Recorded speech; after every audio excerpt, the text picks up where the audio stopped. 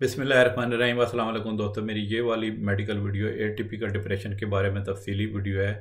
वैसे तो किसी भी किस्म का डिप्रेशन हो तो आप उदास हो सकते हैं और जो है ना आप अपनी लाइफ को एंजॉय नहीं कर सकते। लेकिन इस जो एटिपिकल डिप्रेशन में ख़ास बात ये होती है कि अगर आपकी लाइफ में कोई पॉजिटिव इवेंट हो तो अब वो आपके मूड मूड को बेहतर कर सकता है। इसके अलावा इसकी और कुछ ख़ास सिम्टम होती हैं, जैसे जो है ना इंसान को भूख ज़्यादा लगती है और नींद बहुत ज़्यादा आती है और बंदे को ये लगता है कि उसकी जो है बाजू और उसकी टांगें बहुत हैवी हैं, ठीक है। और उसको जो है ना रिजेक्शन की फीलिंग बहुत ज़्यादा होती है। वैसे तो इस डिप्रेशन का नाम एटिपिकल डिप्रेशन है या फिर डिप्रेशन विद एटिपिकल फीचर्स कहते हैं इसको हम अपनी मेडिकल टर्मिनोलॉजी में।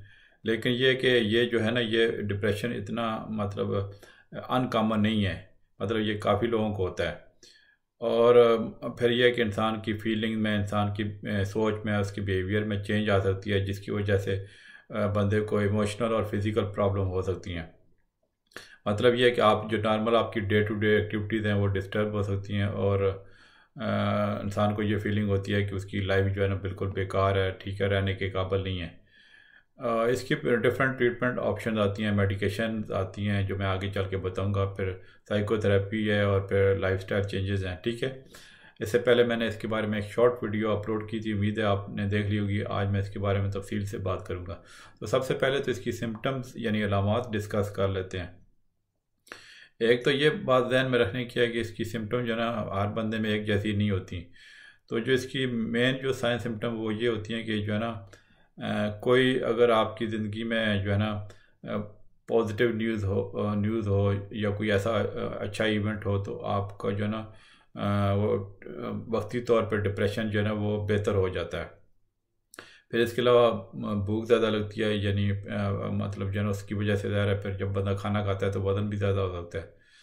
और नींद बहुत ज़्यादा आती है, लेकिन यह कि इवन बहुत ज़्यादा सोने के बाद रात के टाइम पे फिर भी दिन को बंदे को नींद आ रही होती है। और जैसा कि मैंने शुरू में बताया कि जो है ना इंसान को लगता है कि उसके बाजू या टांगें जो है ना ऐसे हैवी हैवी उसको लगती हैं, ठीक है। और ये वाली जो फीलिंग है ये घंटे या उससे ज़्यादा रहती है दिन में, ठीक है।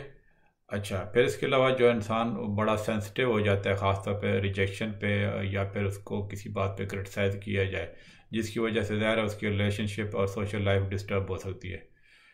और कुछ लोगों में इसके साइन सिम्टम बहुत ज़्यादा शदीद होते हैं, मतलब इतने शदीद होते हैं कि उनको जो है ना सुइसाइड करने का दिल करता है, ठीक है। यानी कि ये बड़ी ख़तरनाक सिचुएशन हो सकती है। तो ऐसी जो इस तरह की जो है ना अगर आप सिचुएशन से गुजर रहे हैं तो आप अपने ज़रूर डॉक्टर से रिव्यू करें। कोई बहुत क्लोज आपका फ्रेंड है, अपने कोई रिलेटिव है क्लोज जो है ना उससे बात करें, ठीक है, ताकि आप इस चीज़ से निकल सकें।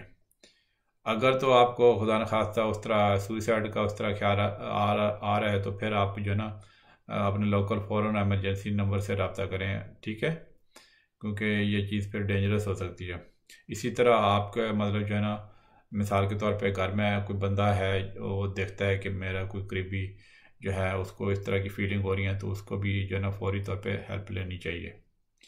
अच्छा, अब मैं इसकी कॉजेज़ यानी ये किस वजह से होती है, ये किस वजह से होता है, ये मैं बता देता हूँ। एग्जैक्टली तो इसकी कॉज नहीं पता है, लेकिन ये कि उसमें कुछ चीज़ें सामने आई हैं कि एटिपिकल डिप्रेशन होता है ना आमतौर पे वो टीन एज ईयर मतलब बिल्कुल यंग एज में मतलब स्टार्ट हो सकता है। तो जो दूसरे वाला जो डिप्रेशन है वो थोड़ा बड़ी उम्र में स्टार्ट होता है, ठीक है।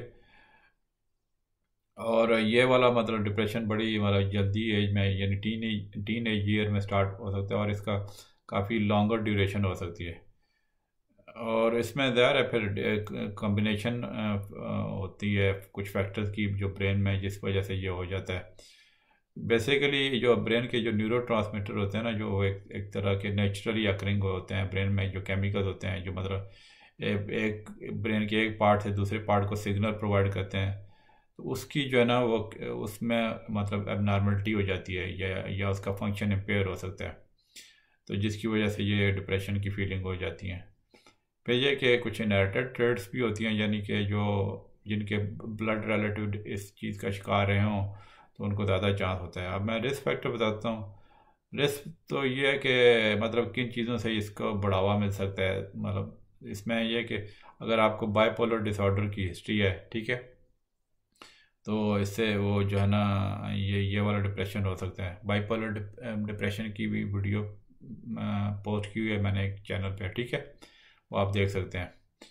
अच्छा, इसके अलावा फिर ये कि जब इंसान को डिप्रेशन ये वाला होता है तो वो सब्सटेंस अब्यूज़ की तरफ चला जाता है, और मतलब अल्कोहल अब्यूज़ या जो मतलब रिक्रिएशनल जो ड्रग्स होती हैं वो उस तरह की चीज़ों में पड़ जाता है, ठीक है। और मतलब ये वाली जो ये चीज़ें पढ़ भी सकते हैं, और ये वाला चीज़ अगर ऑलरेडी वो कर रहा है तो वो उसको एक तरह का रिस्क फैक्टर हो सकता है इस इन चीज़ों पे, इन चीज़ों का। इसके अलावा कोई अगर आपकी बचपन में कोई ट्रॉमेटिक कोई एक्सपीरियंस हुआ है, या फिर एनवायरनमेंट में आपने कोई स्ट्रेस दिया है, जो मतलब जिस माहौल में आप रह रहे हैं तो वहाँ पे कोई आपको स्ट्रेसफुल सिचुएशन है, तो वो जो है ना ये वाला डिप्रेशन ज़्यादा हो सकता है। फिर ये कि आपका ये वाला एटिपिकल डिप्रेशन का रिस्क बढ़ सकता है अगर आपकी जो है ना ब्लड रिलेटिव की हिस्ट्री और बाइपोलर डिसऑर्डर की, डिप्रेशन की, या फिर अल्कोहलिज्म की। और फिर ये कि या फिर आपकी लाइफ में कोई बहुत ज़्यादा स्ट्रेसफुल इवेंट्स आए हों, जैसे किसी बहुत आपके जो है ना बहुत करीबी जिससे आप बहुत प्यार करते हैं उसकी डेथ हो गई हो, ठीक है। तो ये तो रिस्क फैक्टर हो गया। अब इसकी मैं आपको कॉम्प्लिकेशन बता देता हूँ। जैसे मैंने वो जो है डिप्रेशन के बारे में मैं याद है, मेरे डिप्रेशन की जो पहले वीडियोस मौजूद हैं वो बड़ी हेल्पफुल वीडियो हैं, वो जो है ना आप जो है चैनल सर्च करके देख सकते हैं, ठीक है। और मतलब वो वाली वीडियो आप देखें तो फिर उस वो वीडियो देख के तो आपको पता चलेगा कि जो एटिपिकल डिप्रेशन और वो जो मेजर डिप्रेशन की जो मैंने पहले वीडियो की बात कर रहा हूँ उसकी जो है ना उसमें क्या फ़र्क होता है, ठीक है। तो ये कॉम्प्लिकेशन में बात कर रहा था, ये काफ़ी सीरियस इलनेस है जिसकी वजह से फिर मेजर प्रॉब्लम हो सकती हैं। मतलब ये कि ज़ाहिर है आपकी इमोशनली आपका जो है ना वो सारा लाइफ डिस्टर्ब हो सकती है, भी आपके बिहेवियर में चेंजेस आ सकती हैं, ठीक है। और ज़ाहिर है जब जैसे मैंने इसकी सिम्टम बताई कि जो है भूख ज़्यादा लगती है तो वेट गेन हो सकता है, फिर पर्सनल और जो वर्क रिलेशनशिप ख़राब हो सकते हैं, ठीक है। फिर आप ड्रग्स और अल्कोहल यूज़ में उसमें पड़ सकते हैं, ठीक है। और इसके अलावा फिर और मेंटल डिसऑर्डर हैं जैसे एंजाइटी वगैरह, वो इसके साथ जो है ना एसोसिएटेड हो सकती है, उसका मतलब रिस्क भी बढ़ जाता है। फिर ज़्यादा ख़तरनाक बात ये होती है कि आपको सुइसाइड जो है ना उसमें और बहुत ज़्यादा डिप्रेशन की नेगेटिव फीलिंग्स हो जाती हैं, मतलब सुइसाइड का ख्याल आता है और कुछ लोग अटैम्प्ट भी कर जाते हैं।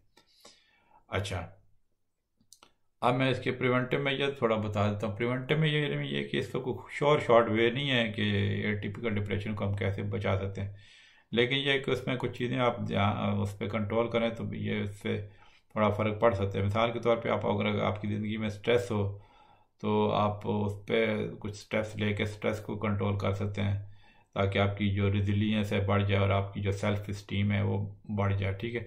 स्ट्रेस को रिड्यूस कैसे करते हैं उसके बारे में तो मैंने बहुत सारी वीडियोस में बताया होगा, ठीक है। अच्छा, फिर आप ज़रूर अपने क्लोज फैमिली मेम्बर्स और फ्रेंड्स की हेल्प लें, ठीक है, ताकि आपके इस टफ सिचुएशन जो आपकी लाइफ में आई हुई है उससे गुजर सके। और इसका फिर ये कि सबसे इम्पोर्टेंट बात ये थी कि ऐसे जो इस तरह की आपको चीज़ें डिप्रेशन हुआ मतलब टिपिकल डिप्रेशन के साइंस हो रहे हों तो आप ज़रूर डॉक्टर से रब्ता करें, क्योंकि अगर अर्ली ट्रीटमेंट आपकी हो जाए तो ये आप इसके लिए मतलब ये आप इस चीज़ से काफ़ी मतलब जो है ना इससे बाहर आ सकते हैं, ठीक है। और फिर यह कि लॉन्ग टर्म मेंटेनेंस जो ट्रीटमेंट अगर डॉक्टर ने दी हुई है तो वो ज़रूर उस पर लें, क्योंकि ताकि सिम्टम्स दोबारा ना हो जाए, ठीक है। अब मैं आ जाता हूँ कि जब पेशेंट्स हमारे पास आते हैं तो हम इसको डायग्नोज कैसे करते हैं। उसमें ज़ाहिर है वो हम प्रॉपर पूरी हिस्ट्री और वो डिटेल में सारी असेसमेंट करते हैं कि बंदे क्या है, हमारा फिज़िकल एग्जामिनेशन भी करते हैं, ठीक है। कोई अंडरलाइन मतलब health problem, physical health problem की वजह से तो नहीं है बंदे को डिप्रेशन। फिर ये कि कुछ बॉडी कुछ मतलब और बीमारियों का अगर रिस्क हो, मिसाल के तौर पे थायराइड की वजह से डिप्रेशन हो सकता है तो उसका थायराइड का टेस्ट करवा सकते हैं। तो CBC कंप्लीट ब्लड काउंट भी करवा सकते हैं, ताकि ये पता चले कि कोई और बीमारी तो नहीं लगी। इसके अलावा फिर साइकोलॉजिकल एवेलुएशन बहुत ज़रूरी है, मतलब जो है ना पूरा उसका एक तरह का मेंटल हेल्थ असेसमेंट होती है, और हम आपको फॉर्म दे देते हैं क्वेश्चनर का, वो पूरा लिखने के लिए, ताकि हम असेसमेंट कर सकें। फिर यह कि एक DSM मतलब 5 क्राइटेरिया है अमेरिकन साइकेट्रिक एसोसिएशन का, तो उसके मुताबिक हम जो है ना सिम्टम्स के मुताबिक आपको डायग्नोज करते हैं। अब आ जाते हैं कि हम ट्रीटमेंट कैसे करते हैं। तो इसमें जो ऐसा कि मैंने शुरू में बताया कि मेडिकेशन भी आती हैं, फिर टॉक थेरेपी जिसको साइकोथेरेपी भी कहते हैं, वो काफ़ी इफ़ेक्टिव हैं डिप्रेशन के लिए, और ख़ास तौर पे इस तरह का ये जो एटिपिकल डिप्रेशन के लिए, ठीक है। उसमें यह है कि फिर जो पहले तो मैं आपको मेडिकेशन का बता दूं। मेडिकेशन में इसमें जो है ना MAOI मोनोमीन ऑक्सीडेज इनहिबिटर्स यूज करते हैं। ये काफ़ी एंटी डिप्रेसेंट, ये ओल्ड मेडिकेशन है, लेकिन ये इसके बहुत सीरियस साइड इफ़ेक्ट्स भी हो सकते हैं। लेकिन ये कि जो इस वाले जो एटिपिकल डिप्रेशन में ना एक मोनोमीन ऑक्सीडेज इनहिबिटर ड्रग आती है, फेनल्जीन, नार्डल के नाम से आती है, तो वो एटिपिकल डिप्रेशन के बारे में काफ़ी वो मुफीद साबित हुई है। और ये वाली ड्रग जो है फिर एंजाइटी और पैनिक सिम्टम को भी रिड्यूस कर देती है। लेकिन यह कि अगर कोई बंदा ये मोनोमीन ऑक्सीडेज इनहिबिटर्स की दवाएं यूज़ करता है, तो उसको बहुत स्ट्रिक्ट डाइट उसकी जो वो लेनी चाहिए, क्योंकि उसमें कुछ डाइट में अगर ऐसी चीज़ें वो ले रहा है तो उसके साथ ये ड्रग भी ले ले तो बहुत बहुत डेंजरस, मतलब डेडली भी हो सकती हैं। मिसाल के तौर पे अगर कोई बंदा डीकंजेस्टेंट ले रहा है या कुछ हर्बल सप्लीमेंट ले रहा है, तो उसको ये MAOI इनहिबिटर बिल्कुल अवॉइड करनी चाहिए। और ये MAOI इनहिबिटर जो होती है ना ड्रग्स, वो दूसरा एक एंटी डिप्रेसेंट का ग्रुप है जिसको SSRI बोलते हैं, उसके साथ बिल्कुल वो कंबाइन नहीं करनी चाहिए, ठीक है। अच्छा, फिर दूसरी किस्म के एंटी डिप्रेसेंट हैं जिसमें सिलेक्टिव सेरोटोनिन री अपटेक इनहिबिटर SSRIs आ जाते हैं। ये भी काफ़ी इफ़ेक्टिव है, एटिपिकल डिप्रेशन है। मेरी तो यही फर्स्ट चॉइस है, ठीक है। इसमें एक ड्रग आती है सर्ट्रालिन के नाम से, जो जोलॉफ्ट जिसको बोलते हैं, एंड जिसका ट्रेड नेम है। फिर फ्लोक्सेटिन जो है ना प्रोजैक के नाम से आती है। तो ये जो है ना ये एटिपिकल डिप्रेशन में इनका काफ़ी अच्छा रोल है। जो एक और ग्रुप है ट्राइसाइक्लिक एंटी डिप्रेशन का, वो जो है ना इस एटिपिकल डिप्रेशन में उनका कोई ख़ास रोल नहीं है। तो अच्छा, ये तो मैंने ड्रग्स का बता दिया। इसके फिर साइकोथेरेपी बड़ी इंपॉर्टेंट है, जिसको हम टॉक थेरेपी भी कहते हैं।